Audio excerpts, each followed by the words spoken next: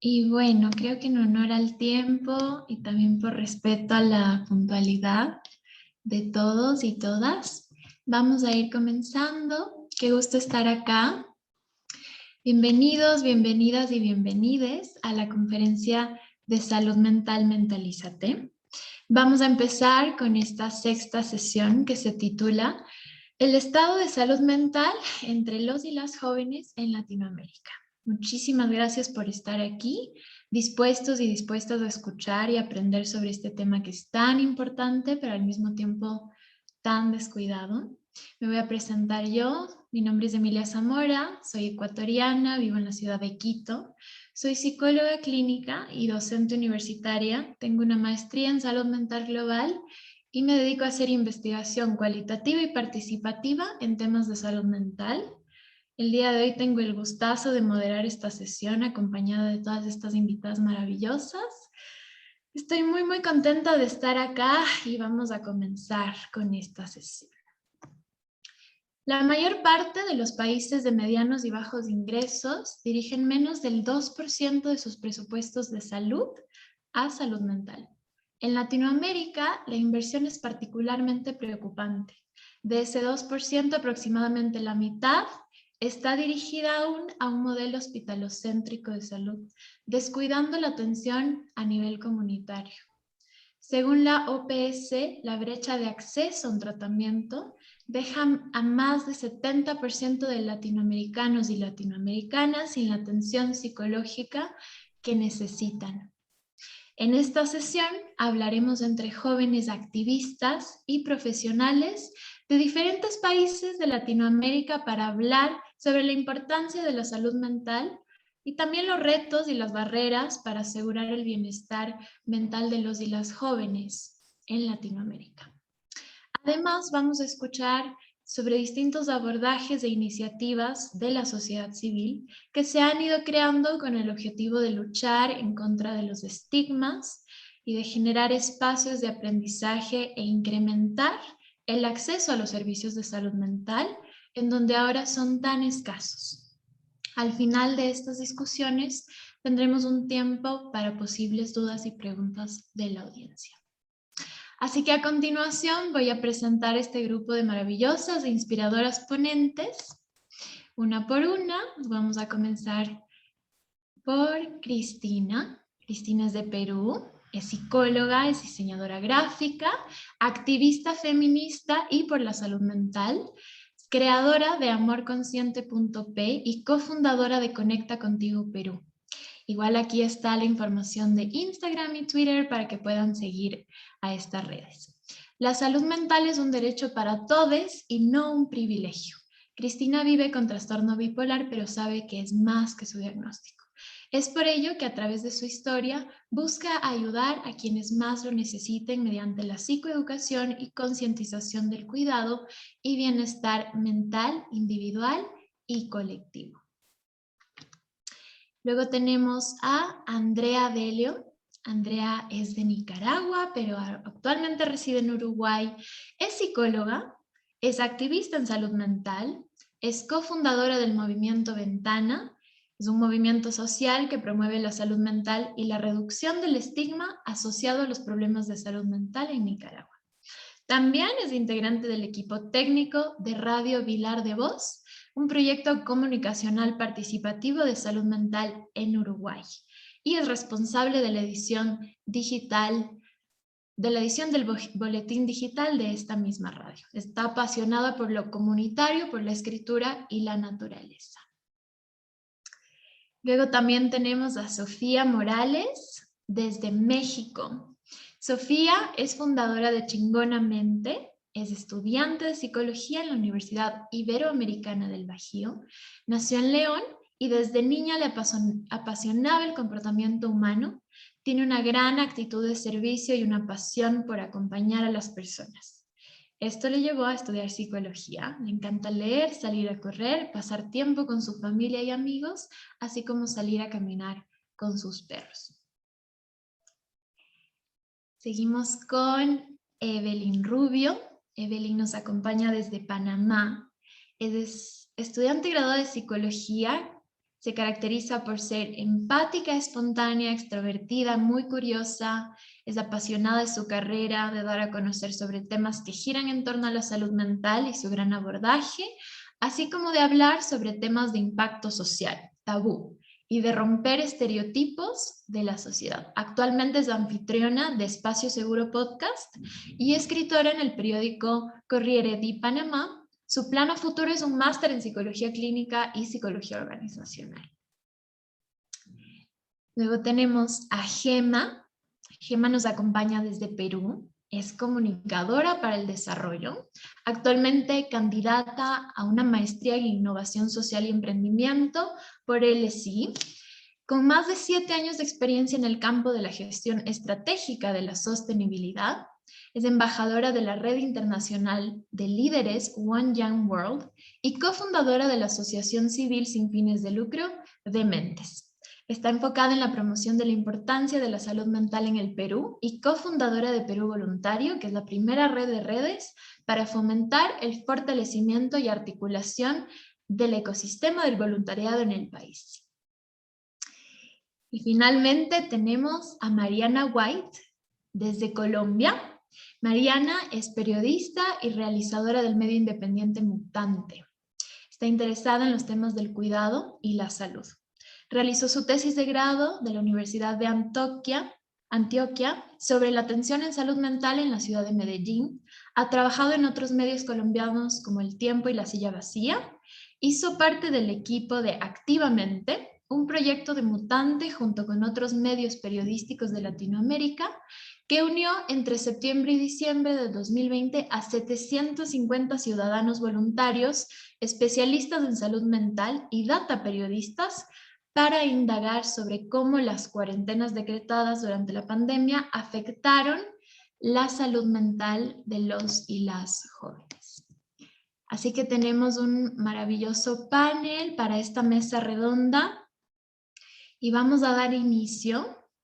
Tenemos preparadas algunas preguntas, así que vamos a comenzar. La dinámica va a ser, como les había contado André, levantar la manito con el emoticón y así yo puedo irles dando la palabra. Así que vamos a comenzar esta conversación. Espero que estén a gusto, menos nerviosas. Tenemos un panel hermoso hoy, así que vamos a ir disfrutando también mientras conversamos de estos temas tan maravillosos.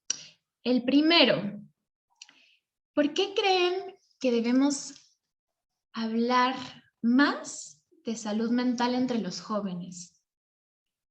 ¿Qué pasa con los jóvenes que tenemos tal vez esta tarea, ¿no? Como de ser voceros y voceras de la salud mental?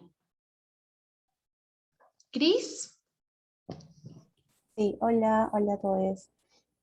Esta pregunta cuando leí me pareció súper importante porque nos pone en perspectiva a nosotras mismas, ¿no? ¿Qué es lo que nos motivó? Y lo que sucede es de que mostrarse vulnerable ahora es considerado un sinónimo de debilidad. Nos hacen ver menos. Y es más, cuando hablamos de población neurodiversa, las personas, el mundo nos ve como incapaces, personas que no son de confiar o incluso que somos agresivos, cuando no es así. Entonces, en el instante en que sentimos que algo puede estar mal o que algo tenemos que fijar, o sea, tenemos que tener una mirada de manera introspectiva, tenemos miedo a aceptarlo, incluso nosotros mismos, porque no queremos vernos con esos ojos, ¿no? Que nos han enseñado que tenemos que ver el resto. Pero ser vulnerables, el pedir ayuda, no es un sinónimo de debilidad, nos hace humanos. Entonces, hablar de salud mental, especialmente ahora, es poder dar el mensaje de que está bien si tienes días que no son los ideales, está bien si en algún momento sientes que no tienes un camino trazado, porque es parte de la vida, es parte de ser un ser humano, porque de lo contrario, si todos fuéramos perfectos, si todos tuviéramos una estabilidad, el mundo sería así, tan monótono, ¿no? Entonces, nos cuesta aceptar nuestras propias luchas. Entonces creo que, y eso es personal, o sea, a mí me costó muchísimo incluso aceptar mis diagnósticos después, incluso estudiando psicología es difícil decir, wow, o sea, esto me está pasando a mí. Muchas gracias, Cris. Sí, Creo que agregaste algo importante, utilizaste una terminología que solo quisiera como que nos cuentes un poquito más antes de darle la palabra a Sofía y Andre, y es el tema de neurodiverso, ¿no? Poblaciones neurodiversas. ¿Quieres contarnos un poquito más a qué refiere?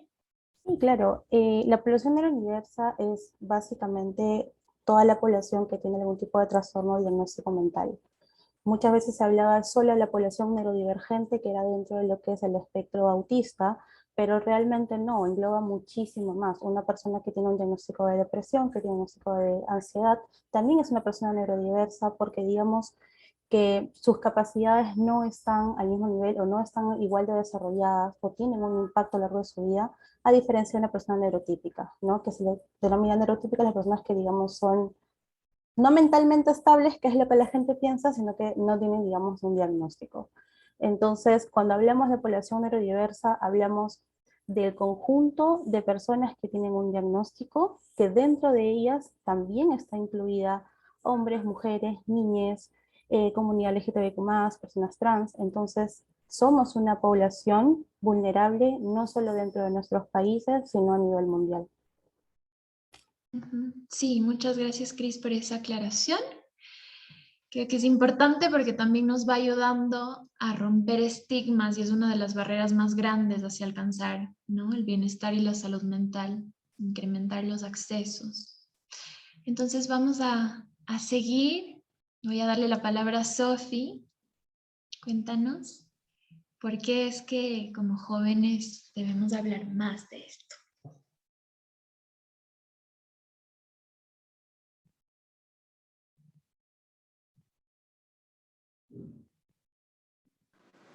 No se te escucha. Ahí no se te está escuchando. Ajá. Sofi, te doy un tiempito para ver qué pasó con tu micro. Entonces vamos a continuar con Andre. Perfecto, muchas gracias. Primero que nada, quería agradecer por estar acá, un gusto compartir con ustedes este panel y estas conversaciones tan importantes. Con esta pregunta, claro, me surgía de que por qué es importante como jóvenes hablar sobre el tema de salud mental. Realmente es un tema sumamente necesario y que, como decíamos acá, está atravesado por muchos mitos, por muchos estigmas, por muchos miedos, y que hace que realmente sea incluso más importante tener conversaciones y encuentros como estos para poder ir desmitificando y cuestionando esos miedos, ¿no? Y creo que esto, cuando hablamos de salud mental, a veces se puede ver como algo muy alejado a nosotros, o como situaciones, o quizás asociadas más a trastornos, a patologías, y no tanto a las situaciones de la vida que nos vamos enfrentando cotidianamente. Y como jóvenes creo que es muy importante poder hablar de estos temas, poder cambiar las conversaciones que hay, y también poder traer este tema y recordar que hablar de salud mental tiene que ver con cosas que nos atraviesan a todas las personas, por ejemplo, sentir ansiedad, estrés, tristeza o emociones muy fuertes, dudar de nosotros mismos, o no sé, a veces tener deseos de no existir, son cosas que nos atraviesan y nos atraviesan a todas las personas y no estamos solos, y crear este tipo de instancias, de encuentros, que normalicen esas situaciones y que nos permitan hablar y acercarnos y tener otros tipos de conversaciones, creo que son los que pueden ir dando la pauta para cambiar la forma en que nos relacionamos y vemos nuestra salud mental, que en realidad es algo que nos une a todas las personas. Muchas gracias, Andre. Entonces, algo muy importante sobre lo que dices es empezar a entender, integrar, ¿no? Como en este lenguaje y conocimiento que hablar de salud mental no es hablar de enfermedad mental nomás, ¿no? Sino que tiene que ver, pues, con situaciones mucho más amplias que trascienden esta mirada tal vez muy biomédica, ¿no? Y creo que es algo que vamos a topar más adelante, no se asusten del término biomédico, vamos a toparlo en el siguiente bloque, pero muy importante traerlo al debate. Gracias, André. Y bueno, vamos a continuar con Mariana. Te doy la palabra. Yo creo que alguien tenía la mano levantada antes que yo. ¿Sí? Tú me saliste primero. De pronto, Evelyn. ¿Sí? Sí. Disculpa. Bueno, en mi caso yo siento que es sumamente importante para los jóvenes hablar de este tema porque ayuda a normalizar una conversación que, valga la redundancia, la verdad es bastante normal. Estoy muy de acuerdo con Andrea porque hay veces que sin querer estigmatizamos la salud mental como si fuera solamente para la gente que tiene un trastorno mental y la realidad es que no es así. La salud mental es necesaria para una persona que simplemente quiere cambiar algo o no le agrada algo de su vida y necesita ayuda o una mano de alguien más. Y siento que también se tienen que normalizar este tipo de conversaciones porque de esas cosas pequeñas provienen problemas más grandes. Entonces, si normalizamos esta parte de ayudar desde lo más pequeño, evitamos lo más grande. Entonces, siento que en los jóvenes hablar de estos temas va a ayudar a manejar mucha terminología y no solamente en términos teórico, sino en el hecho de saber cómo podemos ayudar a alguien más sin tener un tipo de título de psicólogo. Casualmente escuchaba una conversación hace poco que decían como que los jóvenes no sabían cómo tratar a una persona con ansiedad o no tenían a veces esas herramientas y pecaban por cuestiones de ignorancia, de no saber sobre un tema. Y al tú normalizar estos temas, lo que haces es que le das herramientas para que estos sean medios para combatir esta problemática que estamos teniendo en la actualidad, que bueno, se sabe y no es novedad que los trastornos mentales y los problemas de salud mental ahorita mismo están hasta el tope por toda la contingencia del COVID. Gracias, Eve. Y sí creo que es algo que vamos a topar también más adelante, ¿no? Discutir el impacto del COVID en la salud mental. Me gusta mucho lo que dijiste, me voy a quedar con eso, no solo para el activismo de la salud mental, sino en general, ¿no? Como normalicemos lo normal, porque creo que es mucho lo que nos dedicamos a hacer desde el activismo, ¿no? Como este trabajo disruptivo de romper paradigmas, cambiar estereotipos y cuestionar también el status quo que, bueno, bastante daño nos hace a todos, todas, todes, constantemente. Entonces, un poco tomamos esa batuta, pues, de jóvenes para luchar y también tener ese espacio de resistencia. Y creo que todas las que están acá presentes, las panelistas, pues han ocupado esos espacios de resistencia desde sus propios lugares y países. Así que muchas gracias por ese aporte. Ahora, Gema y Mariana tenían la manito levantada. No sé quién levantó primero, no me sale el orden, pero ¿quieres Listo. continuar Pues, tú? si quieren continúo o Sofía ya tiene audio. Ok, Bueno, Sofi volvió, entonces yo creo que puedes ir tú y luego vamos con listo. ella. Bueno, yo también estoy muy contenta de estar aquí. Muchas gracias por la invitación. Y bueno, agregando a todo lo que han hablado, con lo cual estoy de acuerdo, y trayendo el ejercicio que hicimos en Mutante el año pasado con más de 700 jóvenes a través de grupos de WhatsApp de Colombia, Argentina y Ecuador, encontramos que los jóvenes cargamos un estigma adicional al que ya sufren las personas con diferentes problemas o trastornos de salud mental. Los jóvenes tenemos uno adicional y es que se empieza a creer que somos la generación de cristal, que somos débiles por hablar de estos temas, por querer cambiar estos paradigmas que históricamente no se le ha prestado atención a la salud mental. Por querer cambiar eso, cargamos otro estigma adicional. Entonces yo creo que es muy importante comenzar a hablar de este tema intergeneracionalmente, o sea, con otras generaciones y contarles por qué es importante que de pronto si ellos no tuvieron una promoción y una prevención en enfermedades de salud mental, nosotros sí tenemos esa posibilidad hoy. Nosotros, uno de los ejercicios que hicimos fue una encuesta, no solamente para los chicos y chicas que nos estaban ayudando en el ejercicio, sino para nuestra audiencia, preguntando de dónde viene esa dificultad de hablar de salud mental, que es una de las preguntas que por ahí vi, es por qué nos cuesta, si me permiten adelantarme un poco. Y lo que nos contestaban, esto fue a través de redes sociales y más de 1000 personas, un poco más de 1000 personas contestaron.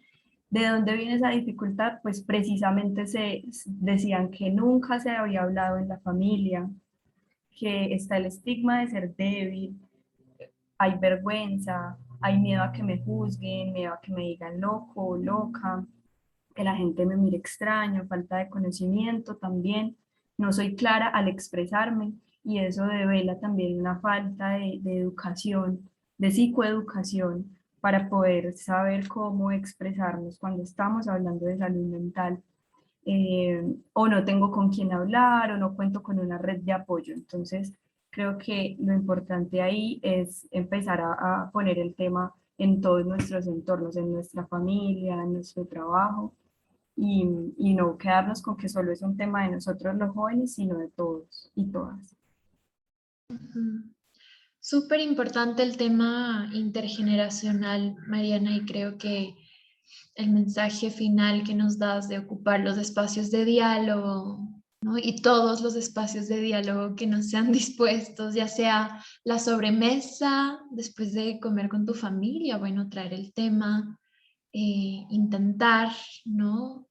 Dialogar sobre estos temas incómodos, tabú, escondidos, pero de pronto esa pequeña conversación inofensiva, tal vez, puede traer un cambio grande, ¿no? Entonces el diálogo de la sobremesa en las familias, con los amigues, en general, intentar ocupar los espacios que se nos han permitido, ¿no?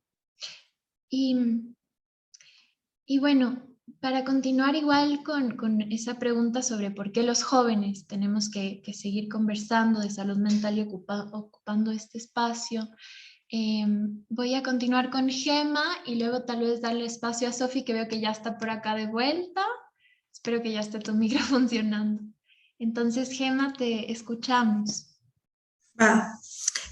Coincido mucho con los puntos en los que se ha abordado hasta ahora la conversación desde las distintas perspectivas de mis compañeras del panel. Sin embargo, digamos, mis 2 centavos en esta conversación serían que en realidad hay mucho o sea, todos en algún momento hemos buscado ser parte. Y en esa búsqueda de ser parte es donde caemos en lo que nos han enseñado, y la educación tradicional, lamentablemente, hoy nos enseña a estudiar, a memorizar, tal vez a cuestionar un par de cosas, pero no nos enseña a manejar nuestras emociones. Y si no tenemos la fortuna o el privilegio, vamos a decir, de ser criados en una casa en donde se habla abiertamente de las emociones, no tenemos un toolkit, vamos a decir, una caja de herramientas de manejo de eso. Y todo, para mí, la salud mental es inherente al ser humano, no se trata de un trastorno, no se trata de un problema, es un estado de bienestar.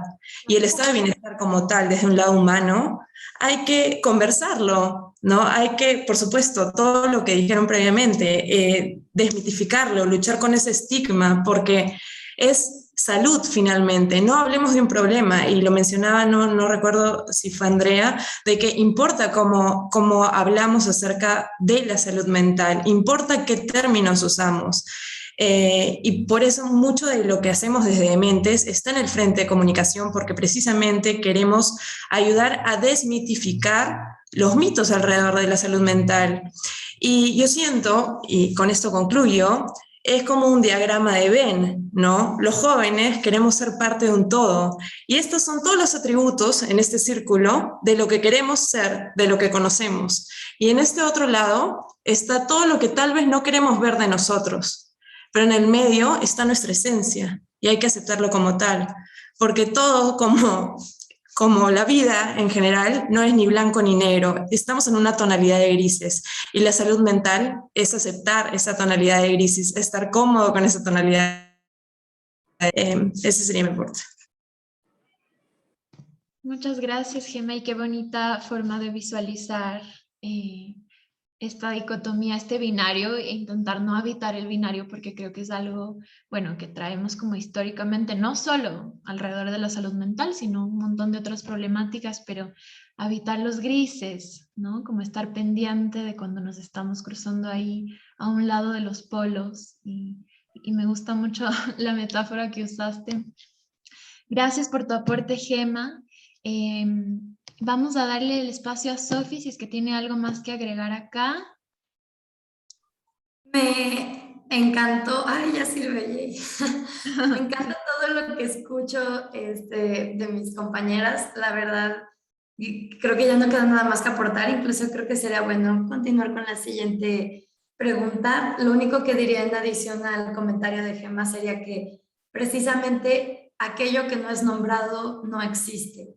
Necesitamos nombrar las cosas para darles un lugar simbólico en nuestra mente. Entonces, podemos sentir muchos malestares en nuestra vida y no saber de dónde vienen, pero en el momento en el que empezamos a hablar estos temas y los hacemos reales y los nombramos, podemos empezar a trabajar con ellos y podemos empezar a acostumbrarnos y a darles un espacio en nuestra vida. Entonces, sí, creo que todo viene de una cultura en la que no estamos acostumbrados a hablar. Sin embargo, no hay otra forma de atender el problema más que poniéndolo sobre la mesa. Muchas gracias, Sofía, que es precisamente lo que estamos intentando hacer a través de este espacio de diálogo, poner el tema sobre la mesa, y es maravilloso escuchar todas sus perspectivas y también, pues seguro más adelante escuchar lo que han estado haciendo ustedes para romper con estos tabúes, estigmas, barreras.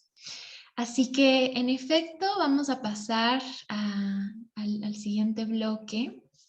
Y bueno, creo que algo ya empezamos a conversarlo, particularmente Mariana habló sobre el tema COVID y las consecuencias que ha estado teniendo en la salud mental. Hemos vivido una crisis sanitaria por más de 1 año y medio. La crisis sanitaria ha sido considerada una crisis humanitaria, de hecho, ¿no? Han habido muchas cosas pasando al mismo tiempo que la situación de salud gravísima. Muchos temas se exacerban, las violencias se exacerban, las desigualdades se exacerban. Esto pasa en las crisis humanitarias y creo que lo hemos estado viviendo todas a nuestra manera. Sin embargo, algo pasa con los y las jóvenes, ¿no? Y hay una afectación que es desproporcional a la salud mental de los y las jóvenes, y particularmente de los colectivos más vulnerables, ¿no? Entonces, conversemos un poquito sobre por qué ha afectado particularmente a este colectivo, ¿no? Entonces, voy a darle el espacio ahora a Eve. Muchas gracias por tu participación. Sí, aquí yo quería introducir algo que a mí me pareció súper interesante, que fue un estudio que estuve realizando justo en la pandemia, que medía el impacto en jóvenes de 20 a más o menos 25 años, pero yo voy a hablar un poco más jóvenes también. Yo siento que la pandemia ha afectado muchísimo específicamente a este grupo de la población, porque este periodo de contingencia lo que hizo fue que estancó esta parte tan importante del desarrollo, que es la formación de la personalidad, la identificación con el otro. Y lo que solemos ver, por ejemplo, acá en Panamá, y creo que también pues mis compañeras me dirán, es que los chicos usualmente iban y tenían contacto con sus compañeros y normalizaban muchas cosas de la adolescencia, como el acné, que ves diversificadamente todo tipo de personas con todo tipo de cuerpo, lo que es normal. Y ahora estos chicos se vieron obligados a estar en su casa, estar expuestos a las redes sociales y a los ideales de un montón de cosas alrededor de todo lo que gira al entorno de la vida, alrededor de lo físico, alrededor de las expectativas que tanto tiene la presión social de esta nueva generación, porque siempre hablamos de la generación de cristal, pero no nos ponemos a ver toda la presión que hay sobre ella. Así que sí siento que esto ha sido como algo importante. O sea, este momento llegó y estancó el periodo de desarrollo de muchos jóvenes, y a la vez siento bueno, pues que, por ejemplo, este estudio revelaba que muchos jóvenes tenían síntomas parecidos al trastorno de estrés postraumático. Y no eran personas necesariamente con un diagnóstico de la salud mental, eran personas sin ningún tipo de diagnóstico también. Entonces esto nos revela algo bastante importante que no solamente sucede en los jóvenes, sino en la parte de más arriba. Súper importante, Eve, ¿no? Como me gusta cómo planteaste el tema hablando de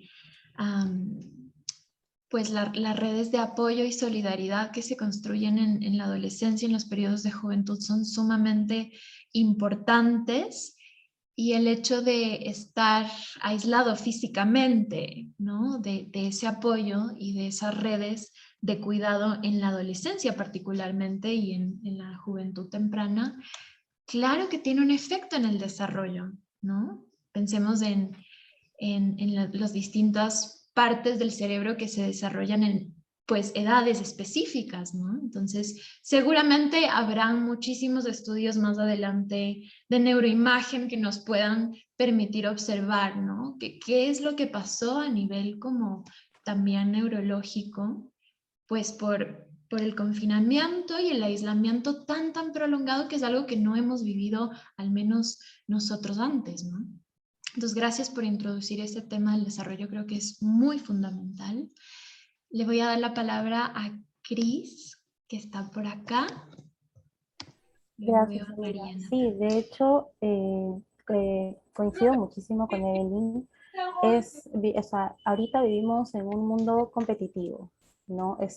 Pero también todavía se sigue estableciendo solo una idea de éxito. El que estudias, encuentras el trabajo, consigues pareja, te casas, hijos, la casa, el auto. Entonces, esto aún se ve como el único ideal de éxito.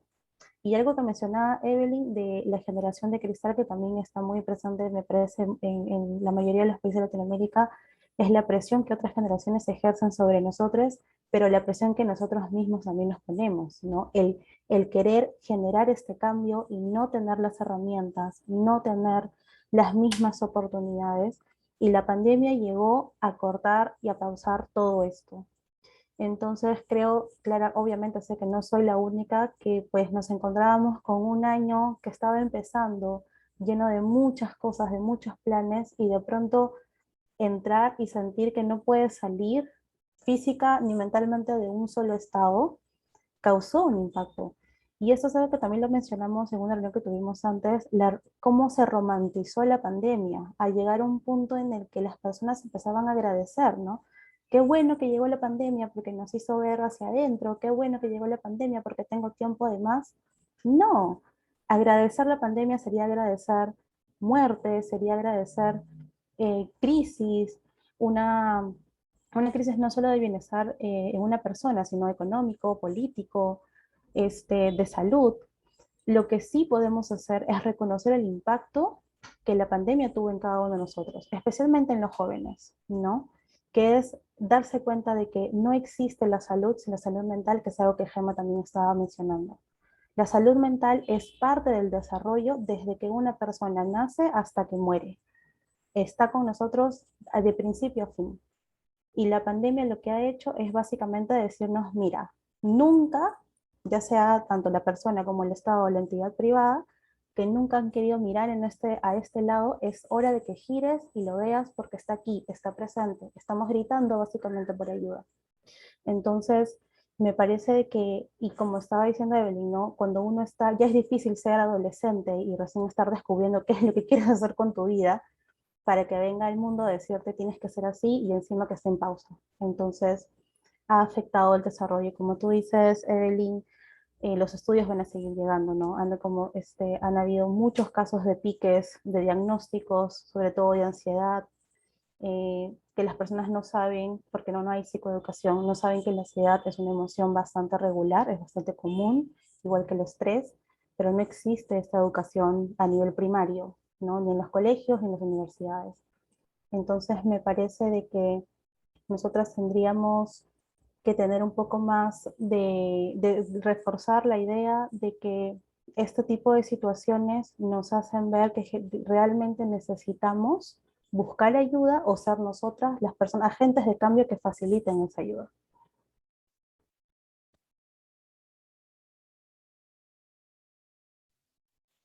Muchísimas gracias, Cris, también por introducir el tema de la romantización de la pandemia, ¿no? Claro que lo discutimos en alguna preparación para esta mesa. Importante, pues, también visibilizar, solo para enfatizar lo que Cris estaba mencionando,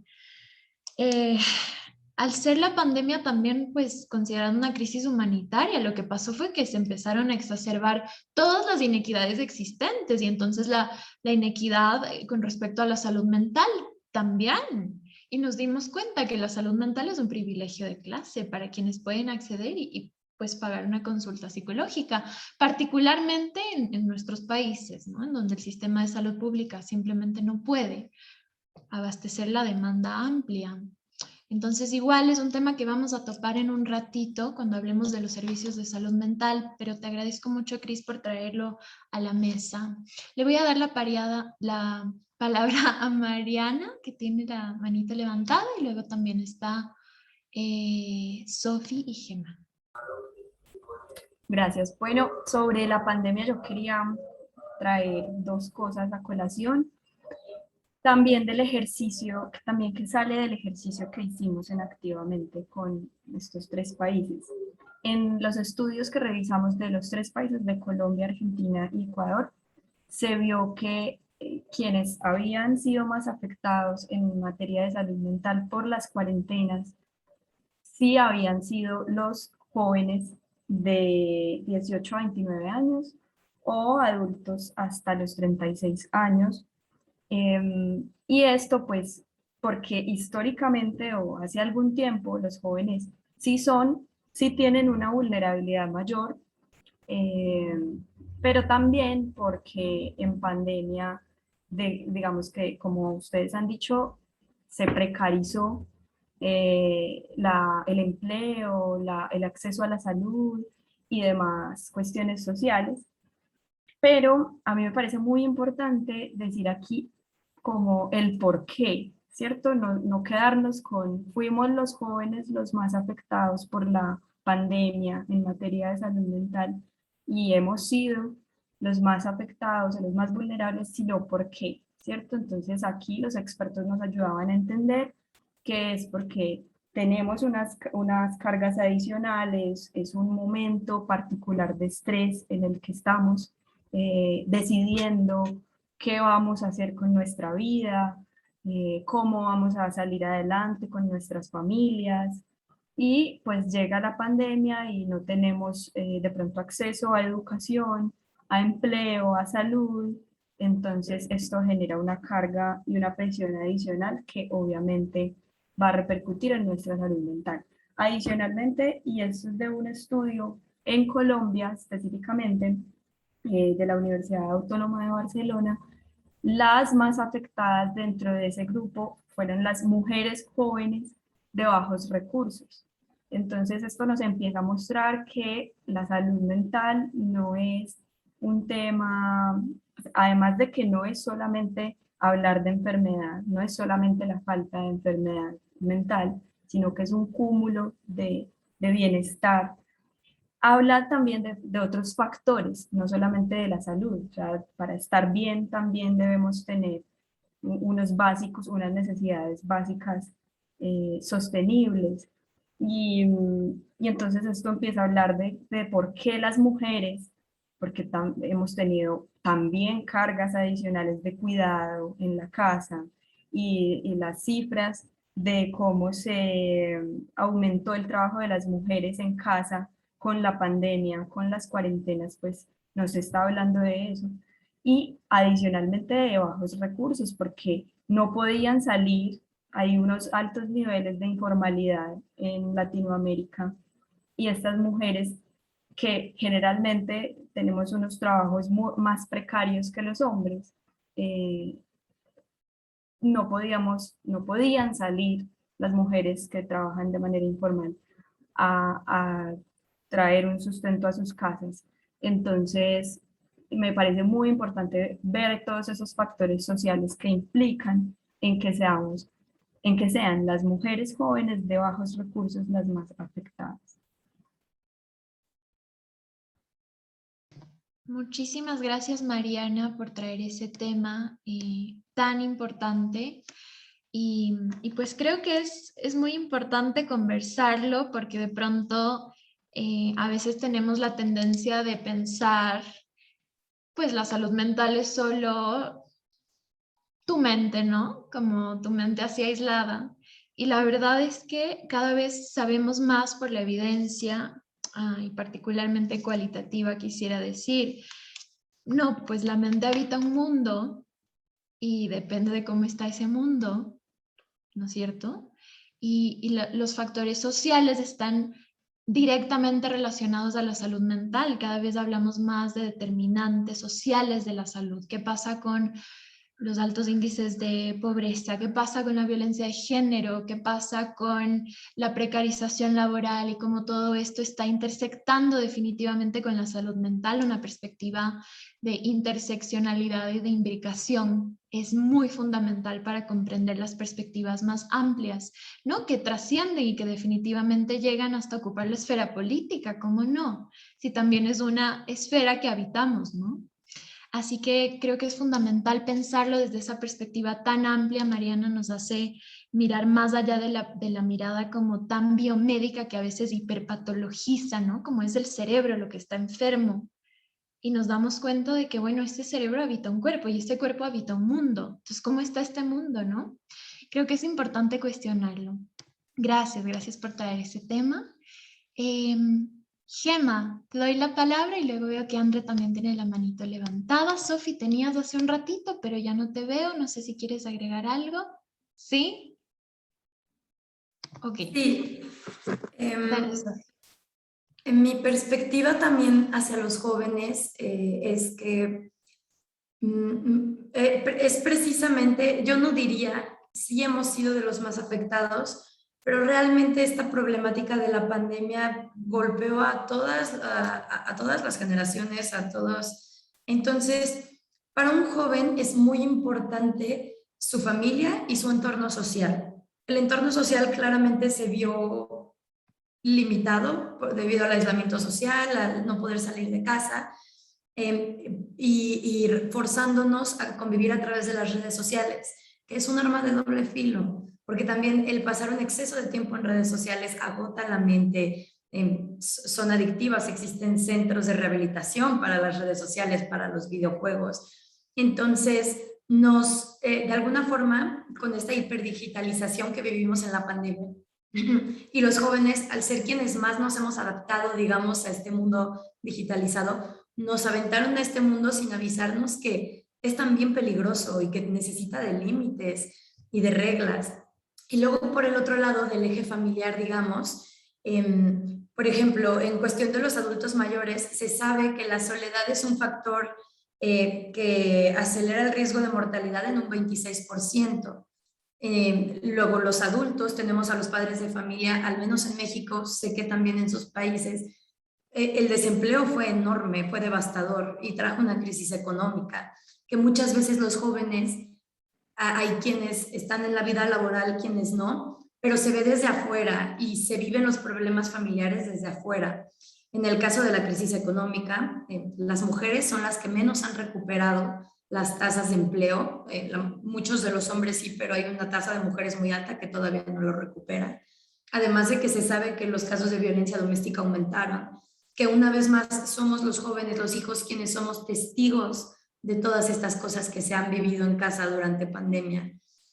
Entonces, creo que algo muy duro es esta impotencia de presenciar todas estas agresiones a nuestra persona sin poder tener tantas herramientas para intervenir, no porque no las tengamos, pero muchas veces no somos conscientes de que las tenemos o de que podemos tenerlas.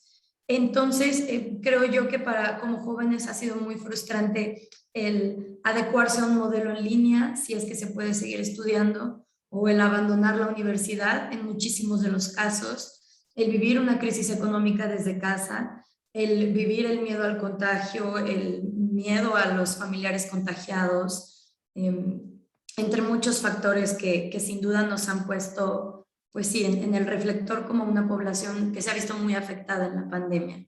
Era lo que quería comentar. Muchas gracias, Emilia. Gracias, Sofi. Creo que traes unos temas fascinantes e importantísimos acá, como el tema de la violencia, ¿no? Y claro que es algo que pues, nos afecta desproporcionadamente a las mujeres, pero también a niños, niñas jóvenes. Y pues definitivamente es algo que ha estado como invisibilizado, es decir, la relación entre violencia y salud mental, como que hay gente que no la ve y es tan real y tan respaldada por la evidencia científica que no sé cómo no estamos haciendo más para hablar sobre aquello, ¿no? Así que para muchas personas, no para todos, fue maravilloso quedarse en casa. No todos estuvimos seguros en casa, ¿no? Creo que muchas personas tuvieron que estar en ambientes donde se seguía perpetuando violencia y pues definitivamente eso que tiene una relación con nuestra salud mental. Así que gracias, Sofi, por traer ese tema tan fundamental a la conversación. Le voy a dar la palabra a Gemma y luego creo que vamos a finalizar con André para seguir al siguiente bloque. Buenísimo. Definitivamente todo lo que han mencionado mis compañeras es súper valioso. Yo para complementar quisiera abordar esta pregunta desde un ángulo distinto y poner en vitrina tal vez un wording que normalizamos mucho en la pandemia, que es el tema del distanciamiento social. ¿Y por qué lo traigo a colación? Porque el distanciamiento nunca fue social, siempre fue físico. Y lo que nos pedían era 2 metros de distancia, ¿no? Que en la virtualidad intentamos que no se sintiera el metraje o los kilómetros detrás, pero que como comunidad, como seres individuales, naturalmente queremos estar en sociedad. Y esta prohibición de la sociabilidad como la conocíamos, por supuesto que trajo inestabilidad para muchos, sobre todo quienes en sus early 20s o late 20s son personas que viven solas, ¿no? Como mencionaba Sofía, el índice de personas en soledad que tienen tal vez algún cuadro vinculado a un tema de salud mental es mucho mayor. Y en países como el Perú, en donde estuvimos en lockdown total durante 6, 8 meses, pones pues una presión desmesurada, ¿no? Nadie estaba preparado para esto. Y así como nosotros, digamos, un poco ya en la juventud de los 20, 30, vamos a decir, quiero también poner en valor la generación alfa, que también son los jóvenes del mañana, ¿no? La generación alfa es los que ahorita tienen 11, 12, que de todas maneras están entrando en este proceso de adolescencia. Y hoy, y yo lo hablo desde un aspecto personal, tal vez porque este tema todavía es un poco nuevo, he leído algunos artículos, pero en realidad con poco sustento porque pues la pandemia es muy novedosa.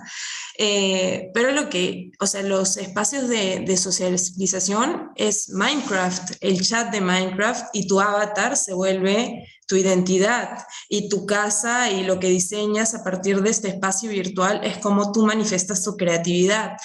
Y realmente siento que el reto de la salud mental, y ya encauzando un poco la conversación hacia los siguientes bloques, va a estar orientada en ver cómo podemos ayudar a los alfas a realmente superar esta brecha de distanciamiento social que han tenido en una etapa fundamental de su crecimiento y desarrollo.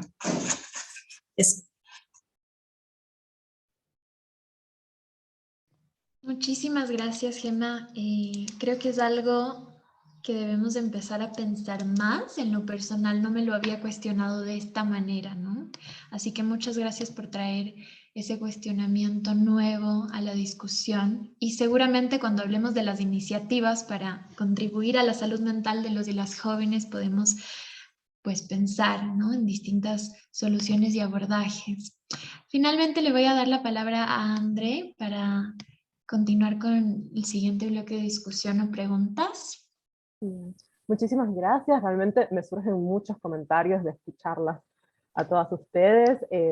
Está buenísimo esto de ver cómo realmente la pandemia ha afectado particularmente a las y los jóvenes y por qué, pero también, como decían, es un tema que afectó a la población en general y sobre todo porque la pandemia viene a poner a la incertidumbre, ¿no? A que no se sabe qué va a pasar después, y me parece que ha exacerbado una situación o una problemática que ya venía creciendo, como la ansiedad, como la depresión, es algo que ya venía en aumento y ahora se están viendo las secuelas y se van a seguir viendo. Creo que ahorita estamos viendo el pique, el inicio, y esto es algo que va a seguir en aumento y que viene un reto para los países, para los estados, para nosotros como colectivos y movimientos, de realmente poder articular respuestas y poder, poder como sociedad también saber qué hacer y tener otras respuestas y otra forma de abordarlas.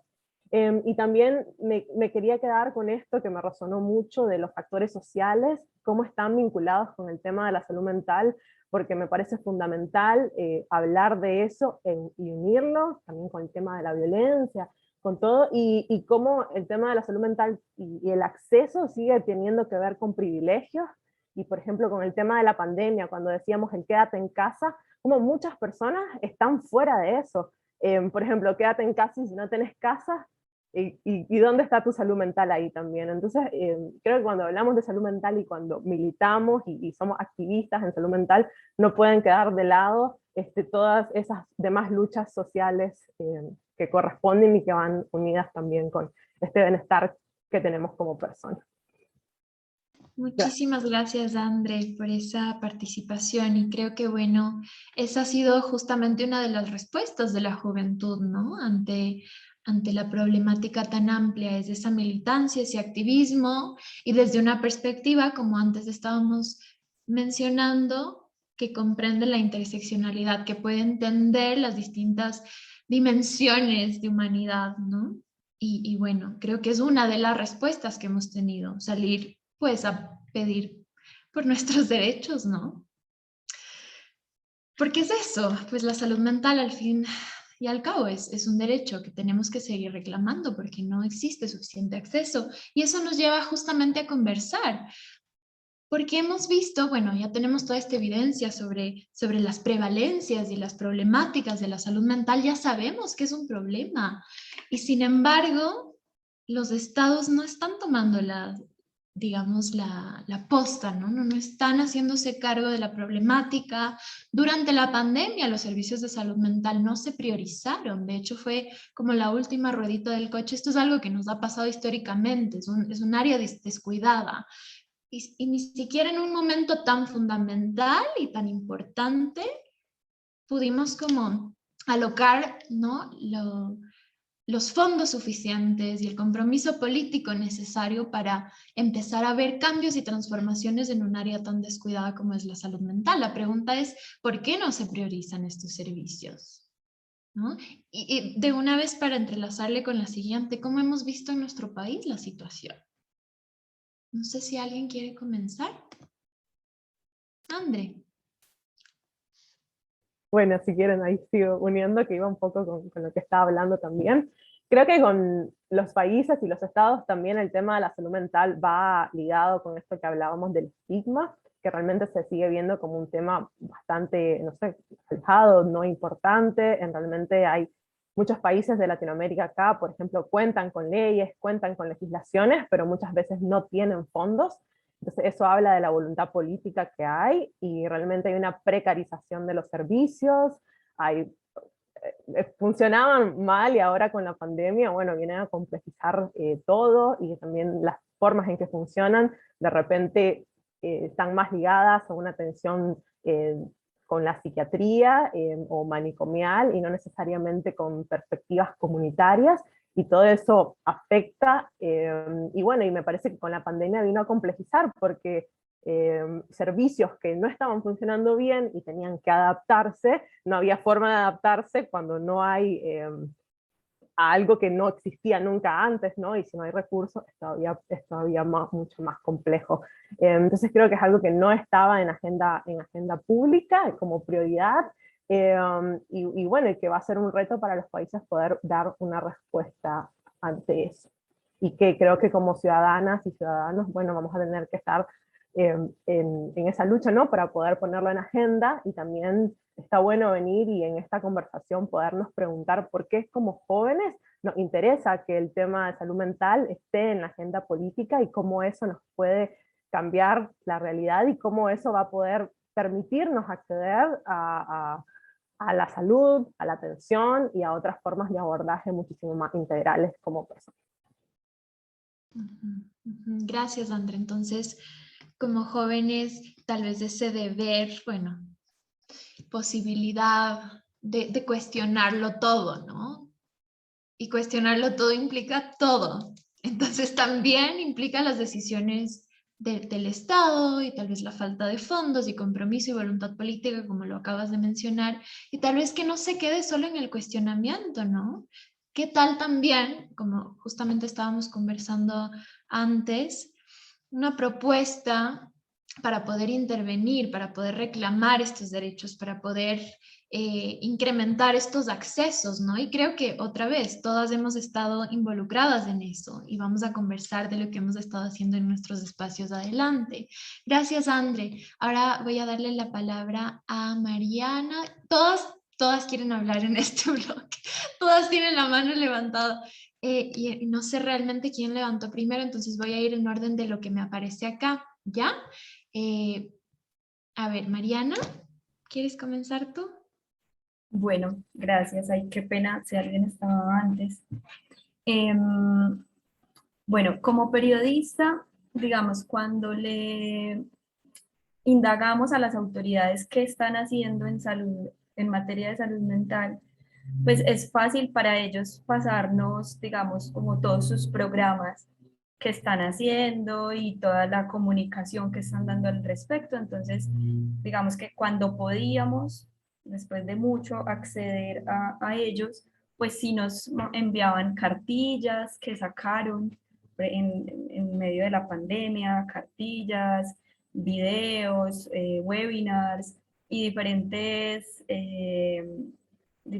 contenidos de promoción de la salud mental.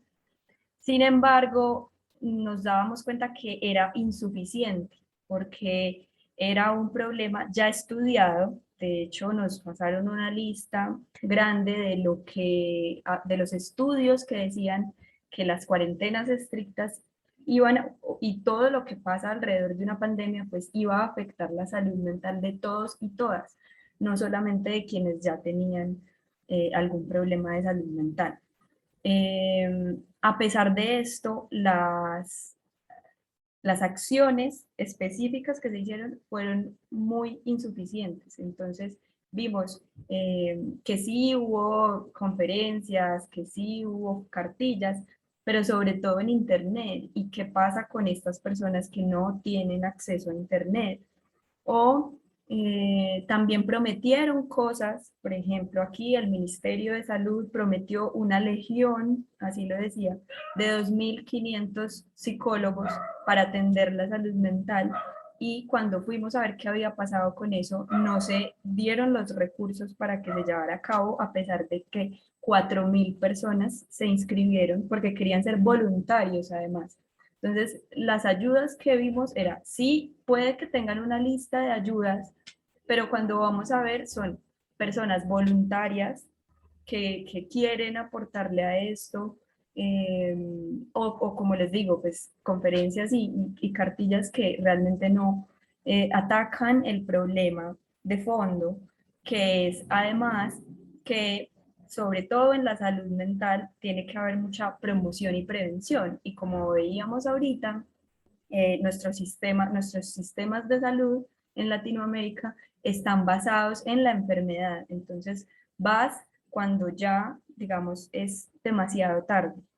Y las expertas de algunas clínicas de salud mental nos decían cómo se había aumentado la consulta de personas que nunca antes habían tenido que consultar y esto es cuando ya, digamos, es los últimos pasos, cuando no debería ser que yo ya voy a una clínica porque estoy sufriendo de algo que se pudo prevenir, que se pudo, digamos, atacar a tiempo. Entonces, yo creo que no es suficiente lo que se está haciendo, digamos, sí se está prestando más atención, pero no es suficiente y tal vez es porque, y Emilia lo decía al principio, el sistema de salud no da para tanto, o sea, no, como está concebido, no puede solventar, digamos, todas las necesidades que tenemos en materia de salud mental, porque son unas rutas muy largas y ya los jóvenes, incluso hicimos otro sondeo de a dónde acudías cuando necesitabas ayuda y los jóvenes ni siquiera van a las líneas gubernamentales o a la ruta estatal, sino que buscan es amigos, a la misma universidad, y vimos cómo eran estas iniciativas universitarias, comunitarias, las que están sosteniendo, digamos, la salud mental.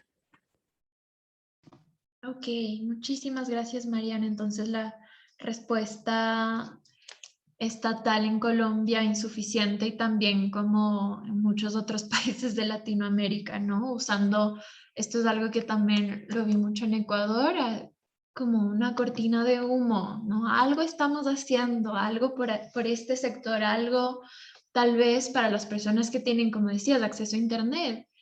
Bueno, podemos hablar de todas las personas que no tienen acceso a Internet, ni a una computadora, ni a un teléfono celular, y particularmente poblaciones en zonas rurales periféricas de los países latinoamericanos. ¿Y qué pasa con estas personas, no? ¿Qué atención y qué tipo de atención estamos ofreciendo? Así que un tema sumamente amplio el de la respuesta gubernamental, pero también interesante saber, ¿no?, que el sector del voluntariado se activó muchísimo, y esto es algo que pasó, creo que, bueno, globalmente, y creo que es importante hablarlo como una propuesta desde la sociedad civil que otra vez topa con el tema de la solidaridad, que es tan importante. Ahora, el voluntariado no puede hacerlo todo y creo que eso pues hay que dejarlo claro, y no debería, no tiene por qué. Pero definitivamente puede ser un sector que se activa, ¿no?, como en estos momentos de crisis, y realmente sostiene muchísimo la problemática. Entonces, gracias por contarnos un poquito más de la situación en Colombia, Mariana. Vamos a seguir con Gemma, no sé si quieres añadir algo. Sí. A ver, muchísimas gracias, Emilia. De todas maneras, quisiera empezar diciendo que resuena mucho lo que mencionó Mariana o Andrea acerca de precisamente la problemática abordada en esos países. Y traigo a colación un término que es el término wicked problems, que refiere a precisamente esos problemas que están, que son, digamos, tan difíciles de resolver que nadie sabe cómo empezar. Entonces, lamentablemente en Latinoamérica, y acuñando este término anglosajón, está lleno de este tipo de problemáticas que son wicked como tal. Y yendo a un tema de gobernabilidad, nuestra mirada y la mirada del gobierno tradicional, vamos a hablar del peruano, cada ministerio trabaja como si fuera un caballito de batalla, viendo el scope que tiene, digamos, ¿no? Como así los caballos tienen este mecanismo que no los dejan ver a los lados, periféricamente, igualito trabaja cada ministerio. ¿Qué falta, en mi opinión personal? Una mirada sistémica, por supuesto, en donde podamos trabajar y atacar, de nuevo, este término anglosajón, wicked, las problemáticas wicked, de una manera articulada. De nuevo, yéndome a la coyuntura peruana, que también nos trae, retrocediendo por bastantes temas, una inestabilidad política, que lamentablemente me encantaría decir que es solo de mi país, pero que veo que es un patrón en toda Latinoamérica, y que precisamente el COVID, como ha despertado mucha inequidad en el país, pues la ciudadanía también se ha despertado y ha dicho, pues no estoy de acuerdo. Y muchos de los jóvenes no solo en el frente de salud mental, pero en el frente político, en el frente de incidencia, también se han levantado a alzar su voz. Finalmente, como quisiera acabar esta intervención sobre el tema de Perú, sé que Cris seguro va a mencionar otras cosas, pero quisiera mencionar que igual no todo es malo, hay cosas buenas. Entonces el Ministerio de Salud sacó el plan de salud mental precisamente en la coyuntura de la pandemia, que es el plan 2020, 2021, 2022, que está enfocado en dos ejes: el eje de promoción y prevención de la salud mental y un siguiente eje que habla precisamente, vamos a decir que de un desarrollo incipiente de lo que vendría a ser una mirada Wicked, en donde se busca el fortalecimiento, expansión y articulación de los servicios de salud mental, lo cual a mí, en lo personal, me da esperanza. Muchas gracias, Gemma. Lo importante que es también, bueno, seguramente esto tomó años de militancia, lucha y presión, ¿no? Para que haya el compromiso político para hacerlo, pero lo importante de ya tener este documento físico que va a servir como hoja de ruta y también de evidencia para poder seguir con el digno reclamo, ¿no? De lo que necesitamos en el área de la salud mental. Así que qué bueno por Perú que eso haya pasado durante la pandemia. Voy a seguir igual con Cris, creo que puede conectar muy bien ahora que nos siga hablando de Perú, y luego voy a continuar con Eve. Gracias, Emilia. Y sí, justo eso era que lo quería comentar. Gemma tiene mucha razón. Nos da experiencia, pero nuevamente, ¿no? Hemos tenido que, acá hay un dicho bien político, ¿no? Hemos tenido que llegar hasta aquí, o sea, hemos tenido que llegar hasta una pandemia, hasta una coyuntura tan crítica y tan forzosa para que el gobierno diga, listo, ya, tomen, ¿no? Que no es la mejor condición. Entonces, incluso antes de que esto se aprobara, hay una ley de salud mental en la que indica de que tanto los centros de salud como las boticas, las farmacias deberían tener los medicamentos y en sus versiones genéricas, porque obviamente no todos podemos costear una pastilla de laboratorio. Entonces, aquí un genérico puede costar un sol, perdonen, no sé el cambio de moneda, pero puede costar un sol, y uno de laboratorio puede costar 5 hasta 10 soles. Entonces, imagínense, ese desfase económico es grandísimo. Y algo que también quiero mencionar es el tema de privilegio, ¿no? Reconocer tu privilegio y poder actuar sobre ello. Todos podemos ser agentes de cambio. Y yo creo que también podemos hablar acerca de que las personas piensan de que una manera de contrarrestar esto que salió en la pandemia, deficiencias en lo que es el Estado, fue de que, si bien es cierto, hubo bastante promoción, hubo bastante acercamiento, estuvo bastante centralizado también. O sea, la capital estuvo bastante presente dentro de Lima, pero digamos que las regiones de nuestro país no llegan. O sea, estamos hablando de la selva profunda, de una sierra alta, en donde ni siquiera hay caminos que llegan a esos pueblos. Ya de por sí estamos luchando ahora en que hay equipos muy reducidos en llevar una vacuna, y llevar este tipo de asesoramiento, de acompañamiento, es difícil o es nula. Pero, nuevamente, ¿no? Existen movimientos que se crearon en la pandemia. Conecta Contigo Perú fue uno de ellos. Vimos que había la necesidad en la población vulnerable. Yo sigo Dementes desde hace mucho tiempo, me encanta la iniciativa que ellos tienen. La psicoeducación es una herramienta poderosa, muy, muy poderosa, y especialmente que tenemos digamos, las redes sociales, páginas web, ¿no? De poder mostrar esto. Pero nuevamente lo que tú decías, Emilia, ¿qué pasa con las personas que no tienen acceso a Internet? Que de repente ni siquiera tienen un televisor en casa. Y desde Conecta Contigo dijimos, ok, acá hay una necesidad, nosotras sabemos que podemos acceder a ellos, pero ellos no, entonces vamos a ellos, y es lo que hemos estado haciendo. Y se organizaron también muchos colectivos de psicólogos, de psiquiatras, que brindaban a costo social o incluso de manera gratuita, porque sabían que las personas estaban en una situación crítica. Entonces, como decía Gemma, hay una parte negativa, sí, en el sentido de que falta muchísimo por hacer, y hay que estar muy vigilantes en esta nueva ley de que se cumpla, ¿no? De saber de que qué bueno que ya están considerando que hay una población, como lo mencionaba, neurodiversa, bastante latente aquí en nuestro país, en Perú, y sé que en Latinoamérica y en todo el mundo, pero nuestras necesidades no son las mismas dentro de. que es muy importante. Cuando hablamos de ley de salud mental, las personas, los gobiernos piensan que todos somos igualitos, ¿no? Que todos tenemos las mismas necesidades, que todos tenemos las mismas crisis, los mismos medicamentos, y no.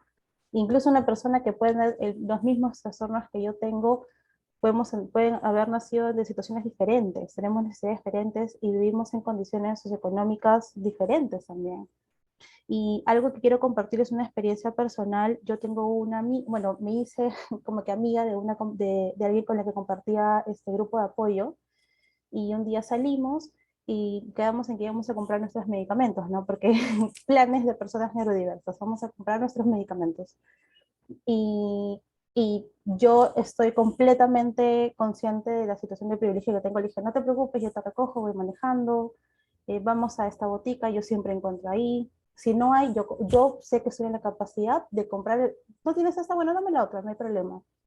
Y ella me decía, Cris, no puedo pagar eso, no tengo cómo. Vivimos en el mismo distrito, y, y eso o sea, esa diferencia es latente. Entonces, solamente puedo imaginar lo que una persona en las afueras de la capital, en las regiones más alejadas de nuestro país, está sufriendo, ¿no? Y yo creo que algo bueno que puedo rescatar es justamente la labor que hacemos todos aquí, que hacemos cada uno en nuestros países, otras organizaciones que también tienen la misma vocación de poder llevar esa ayuda, ¿no? De manera tan desinteresada. Muchísimas gracias, Cris, y creo que justamente nos llevas al punto tan importante en el que íbamos a comenzar a compartir sobre las iniciativas en las que hemos trabajado y que hemos visto. Y gracias también por hablarnos de la experiencia que atraviesa tu vida, ¿no? Porque pues es ese contacto con la experiencia de vida que también nos hace muchísima falta cuando hablamos de salud mental. Así que gracias por abrirte en este espacio, Cris. Quisiera igual que Sofi, Eve, que tenían las manitos levantadas, bueno, puedan ir contestando la pregunta anterior que tenía que ver con, bueno, qué pasó en su país, pero de pronto también empezar a comentarnos sobre estas iniciativas que fueron emergiendo como una respuesta, ¿no? Muy, muy importante a la problemática. Bueno, primero que nada, agradecerles a todas. Esto ha sido de verdad increíble escuchar como que han hecho en cada país a la misma vez las problemáticas que hay, que se escuchan tan cercanas a las que uno tiene dentro de su propio entorno. En cuanto a Panamá, es importante mencionar, según el último censo somos 4 millones, sé que quizás saben que somos un país chiquito, pero gracias a que aquí hay como un crisol de razas actualmente, hay muchos emigrantes, afortunadamente hemos podido recibir a 6 millones más o menos de personas. Y en Panamá hay solamente un hospital psiquiátrico, en el cual, para mi gusto y también disgusto, tuve la oportunidad de estar ahí. Digo gusto porque hubo bastante aprendizaje, pero disgusto porque es del gobierno y habían bastantes deficiencias a nivel del equipo, de las personas que estaban escogidas por burocracia, personas que no estaban preparadas para tratar con este tipo de población, a mi parecer. Y bueno, eso es lo que existe en Panamá, lamentablemente. En la parte pública sí atienden los psicólogos, pero es una consulta de 15 minutos, en la cual luego te reagendan para 4 meses después. Y todos sabemos que si tienes una ideación suicida, por ejemplo, ¿cómo lidias con esto? Por otra parte, en la parte de los fármacos, como mencionaba Cristina,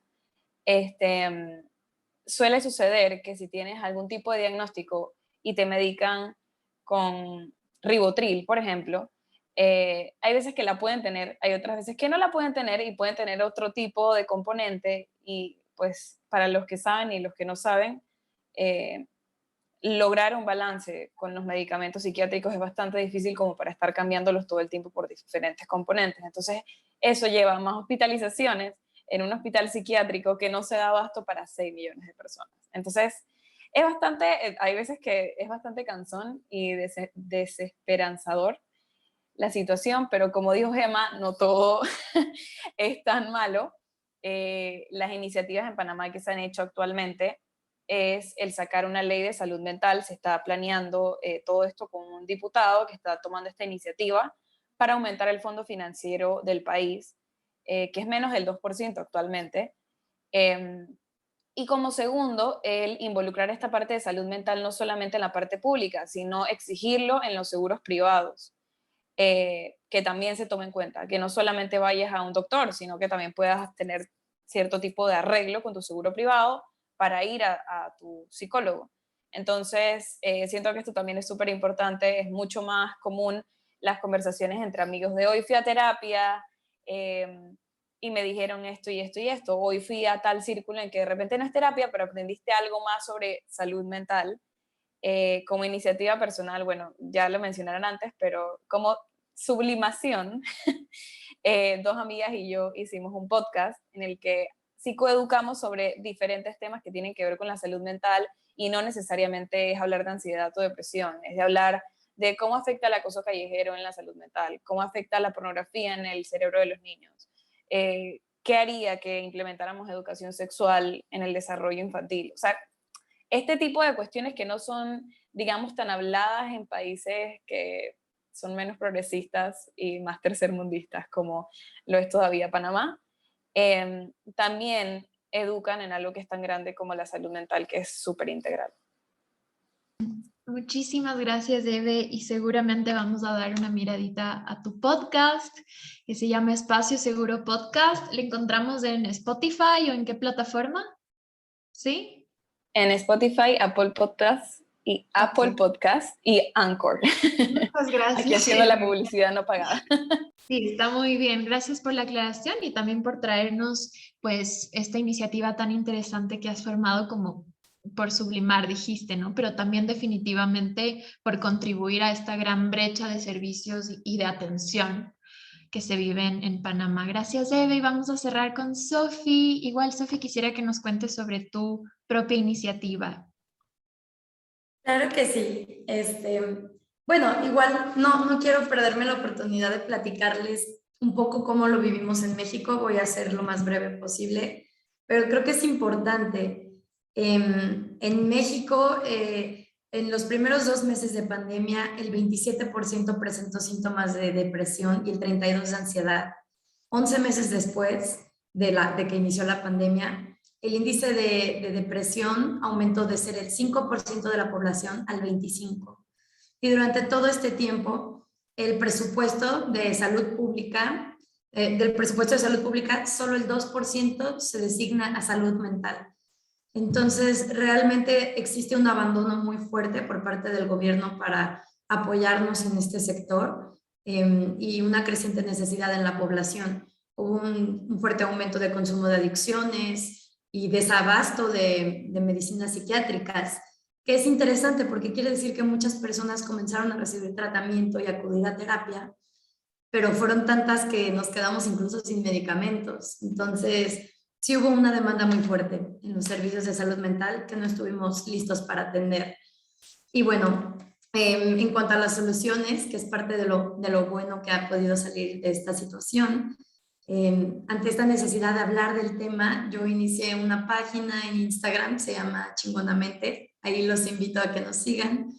Y bueno, realmente ha sido muy satisfactorio ver cómo tantas personas encuentran un consuelo en hallar un espacio seguro donde estos temas son normalizados, donde no se les señala y no se les juzga. Algo que también tuve fortuna de participar es en una empresa en la que trabajo, y como los consultorios tuvieron que cerrar, tuvieron esta gran idea de emigrar a un modelo de atención psicológica en línea, y por primera vez empresas importantes con mucho plantel de empleados nos empezaron a contratar para que sus empleados tuvieran acceso a esta línea de atención psicológica. Pero fue muy interesante porque el estrés laboral que se vivió, el home office, trabajo remoto, trabajar desde casa cuando vives en un hogar violento, el burnout, porque se trabaja mucho más a veces desde casa que cuando vas a la oficina.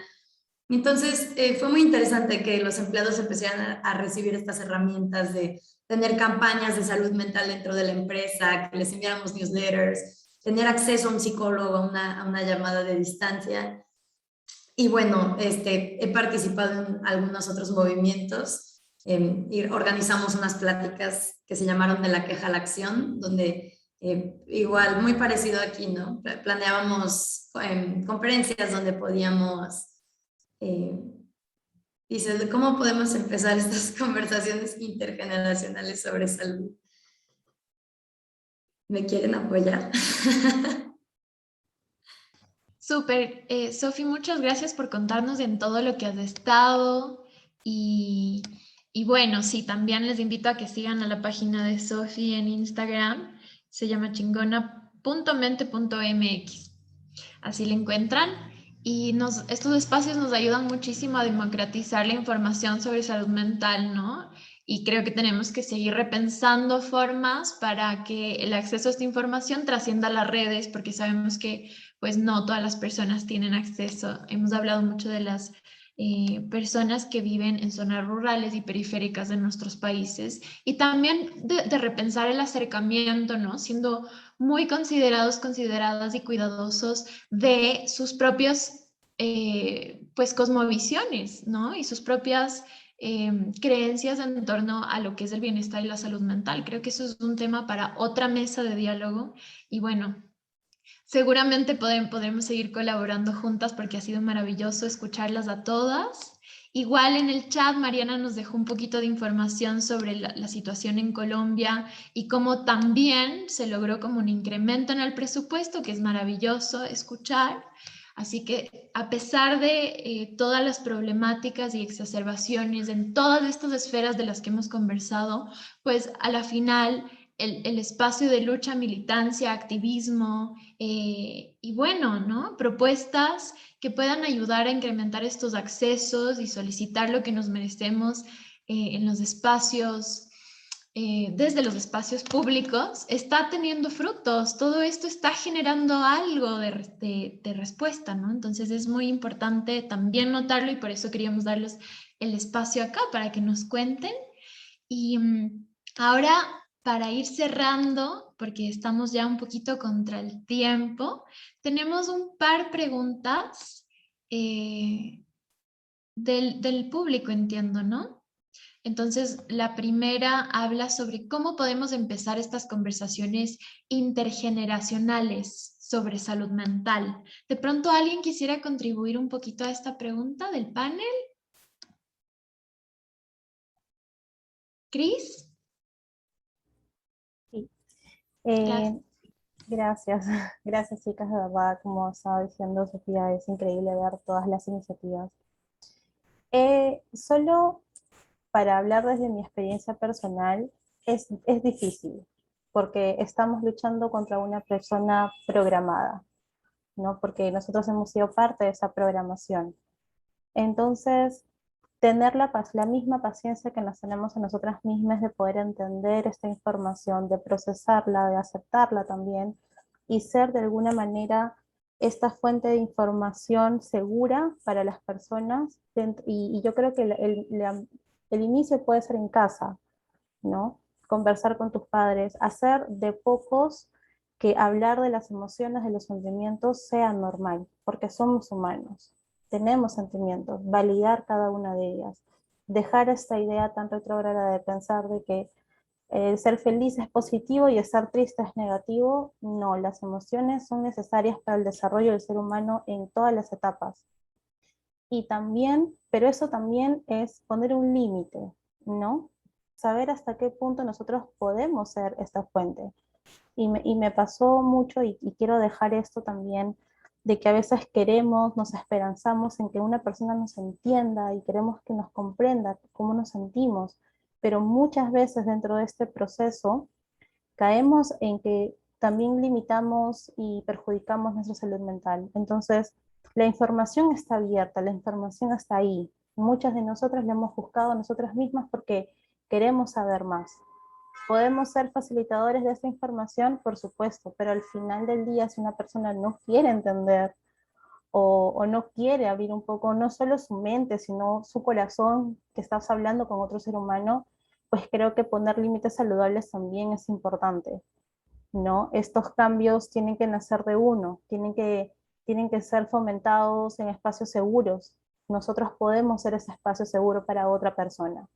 Entonces, veamos la psicoeducación de la misma manera en cómo aprendemos a bañarnos, aprendemos a montar bicicleta, aprendemos, digamos, ¿qué te digo? Cosas del día a día, ¿no? Seamos, eso es lo más importante, creo que seamos nosotros espacios seguros para otras personas para abrir el diálogo y seamos nosotras las que incentiven ese diálogo también. Muchísimas gracias, Cris. Me encanta lo que dices sobre aproximarnos a ese espacio de diálogo con mucha empatía, cariño, cuidado, pero también entender que hay un espacio del límite, ¿no? Y que puede ser muy desgastante. Entonces, pues hacerlo con esa apertura y ese cariño, pero entender que hay ciertas cosas que tal vez ya nos trascienden y tal vez esa programación está tan rígida y lleva ahí tantos años que no todo es posible que se transforme y bueno, hay que traer un grado de aceptación también alrededor de eso, ¿no? Porque puede terminar desgastándonos significativamente. Gracias, Cris, también por compartirnos tu experiencia personal con eso. Y creo que, bueno, ya todas están levantando su manito para ir cerrando. Entonces le voy a dar la palabra a Gema y Eve, luego Mariana. Sé que, Andre, también te tienes que ir en un ratito. Te agradezco muchísimo por estar acá. Y bueno, espero vernos pronto en algún momento o seguir conversando. Muchas gracias. Sí, me tengo que retirar ahora y fue un gusto participar de este panel. Nos vemos. Chao, Andre, buen día. Ok, entonces vamos a continuar. Gema.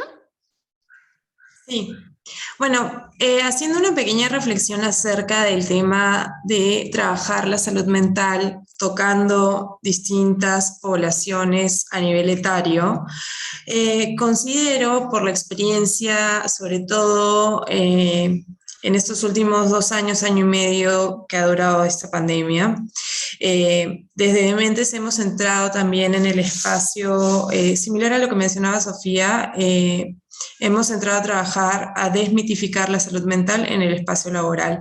Y la fortaleza de trabajar este tema en el corporativo, en el espacio laboral, es que te une la generación Z, la generación millennial, la generación X, e incluso los baby boomers.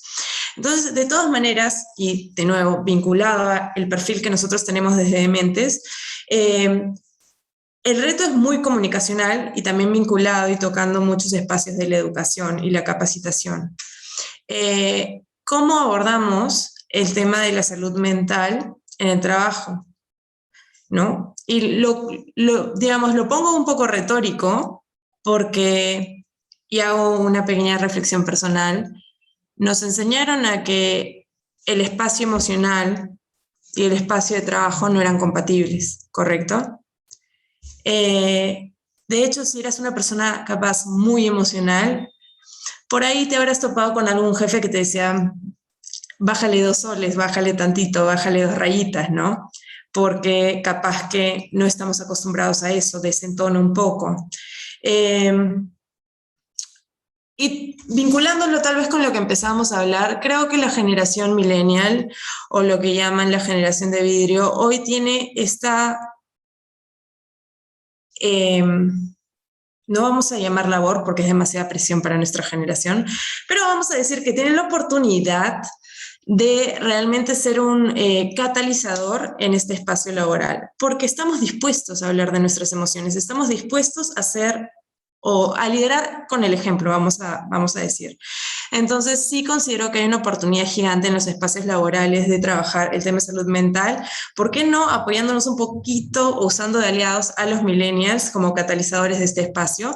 Porque si somos de vidrio, no es porque somos débiles, es porque somos transparentes y eso, arriba hay que capitalizarlo.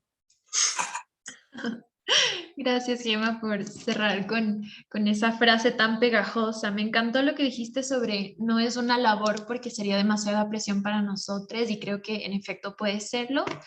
Así que pues hay que diversificar esa labor, ¿no? Que no seamos solo los jóvenes, que sean también los adultos, nuestros abuelos, abuelas y, ¿por qué no?, las generaciones que se acercan. Bueno, chicas, igual estamos contra el tiempo, entonces para ir cerrando, les pido esta última intervención. Vamos a continuar con Eve y finalmente con Mariana. Bueno, igual muchas gracias por la invitación, ha sido un gusto, la verdad, este diálogo con todos ustedes. Sin ánimos de extenderme, yo siento que lo más importante cuando uno tiene estas conversaciones intergeneracionales es el hecho de entender el contexto de la otra persona. De repente salirnos un poco de nuestra zona de confort, entender de dónde viene esta persona. Creo que una vez tuve una conversación con algún tío mío y cuando me puse a entender el contexto de mucho machismo en el que había crecido, pude entender muchas cosas de cómo para una persona que creció en este contexto en el que demostrar tus emociones puede ser tan ofuscante el decirle debes ir a terapia o sería bueno que fueras a terapia y te desplomes las emociones. Creo que son cosas que hay que tener bastante paciencia porque hay veces que por querer cambiar tanto las cosas y también que los jóvenes de nuestra edad somos inmediatos, queremos cambiar las cosas ya, no mañana, ya. Entonces también entramos como en ese espacio de la otra persona que tenemos que darle ese tiempo y de repente tener esa paciencia para pronto poder cambiar el panorama poco a poco y entendiendo el contexto de donde el otro viene y no desde donde uno creció y tuvo esa oportunidad de tener una mirada más amplia. Súper importante, Eve, ¿no? Como mirar esa historia de vida también de las personas que nos rodean para entender desde dónde viene esa, a veces, rigidez, esa violencia, ¿no? Esa interacción desde un lugar totalmente distinto al que nosotros habitamos. Y vamos a cerrar este diálogo tan bonito con Mariana, que nos va a dar un aporte a esta pregunta sobre el tema intergeneracional. Y también agradecerles. Me ha encantado hablar con ustedes, conocerlas y poder más adelante también conocer sus iniciativas desde este lado periodístico. Y por eso quisiera responder como de dos maneras. Una, como periodista de Mutante, explicarles un poquito que lo que hacemos en Mutante se llama periodismo basado en audiencias. Entonces, no es como tradicionalmente que mira, esto es lo que investigué y te lo doy y tú ves qué haces con él, sino que nosotros, después de investigar, conversamos con las personas, con nuestras audiencias, les preguntamos acerca de estos temas, comprendemos también de la mano de las audiencias y al final aportamos un granito de arena. Entonces, de pronto hacemos un manual o una guía de cómo entender mejor la salud mental o de cómo hablar de estos temas con los niños y las niñas en familia y demás. Entonces, les hacíamos esta pregunta a la audiencia de cómo podemos romper este silencio y nos hablaban de normalizar esa tristeza y ese dolor, a veces en las redes sociales también. Alguien hablaba de que hay como una felicidad tóxica, o sea, como que todo es perfecto, todo es bueno, y eso empieza a generar en nuestras mentes como una idea de que todo tiene que ser así, y no. Entonces yo creo que expresarnos y puede ser una de esas maneras, ¿cierto? Y esa es bueno, también nos decían, visibilizando como las personas con trastornos somos funcionales, nos decían, promoviendo los servicios de salud mental, exigiendo políticas públicas de salud mental, escuchando sin juzgar, simplemente poder escuchar ya es un aporte, darle el micrófono a los expertos y expertas, nosotros hacemos eso como periodistas, y preguntarle a otros cómo se sienten, solamente preguntarles cómo se sienten empieza a hacer la diferencia. Y personalmente está ahí, en expresarnos. Yo creo que mientras más, digamos, nos expresamos cómo somos realmente, mejor nos sentimos, porque estar como detrás de una fachada nos empieza a hacer sentir mal. Entonces yo creo que el solo hecho de expresarnos, y ahora en Colombia con el paro nacional que tuvimos, también salía mucho que las personas se estaban sintiendo mal, se estaban sintiendo también por toda la violencia. Como que una de las cosas que salía era que no se podían expresar, ¿cierto? Que por expresarnos nos están matando de alguna manera. Entonces, creo que intergeneracionalmente es mostrarle a esas familias, a esas otras personas, por qué es importante hablar de nuestras emociones, expresarnos, decir lo que pensamos. Y una de esas maneras puede ser enviándoles contenidos de medios independientes, universitarios, de estas iniciativas. O sea, puede ser también como mostrarles lo que hacemos diferentes personas. Eh, Creo que hablé de muchas cosas, pero es que lo tenía todo en la cabeza y lo quería sacar. Muchas gracias, Mariana. Creo que fue muy útil. Igual terminaste justo con algunos consejos, ¿no? Y formas en las que podemos seguir generando estos diálogos y seguir involucrándonos, seguir ocupando estos espacios sin temor a ocupar los espacios, porque pues tenemos el derecho, ¿no? Y solamente quisiera terminar con esta frase para seguir con lo que Mariana acabas de decir, ¿no? Esta frase que se utiliza mucho desde la OMS que dice, bueno, está bien no estar bien. Y pues creo que es importante normalizar esos estados variables, ¿no? De ánimo y creo que nos va a traer la fortuna de empezar a conversar y normalizar esto que debería ser normal, como decía Eve, normalicemos lo normal desde los espacios que tengamos y ocupemos y podamos pues enunciar lo que es importante para nosotras, para nosotros y para nosotres. Muchísimas gracias por estar aquí. Les agradezco un montón por este diálogo tan rico, tan diverso que hemos podido tener y creo que también les están dejando la información aquí por el chat para que puedan ustedes también conectar con estos espacios que hemos generado en todos estos países. Conecta contigo. Mariana nos compartió la página de Mutante. Sofi también la información de Chingonamente. Igual por ahí, Cris, nos puedes mandarle. Ahí está, conecta contigo y Dementes. Así que sí, síganles a estas iniciativas, compártanlas con sus amigos, amigues y también pues empecemos a generar ese espacio de diálogo desde nuestras casas. Utilicemos el espacio de sobremesa porque créanme que puede cambiar realidades. Y qué gusto tenerlas. Aquí vamos a ir cerrando. Y bueno, espero que nos podamos encontrar en algún otro momento. Les mando un súper abrazo. Muchas gracias por su entusiasmo e inspiración y que tengan un lindo día, noche, tarde desde donde estén. Chao, chicas, gracias. Gracias. Chao, gracias. Un gustazo.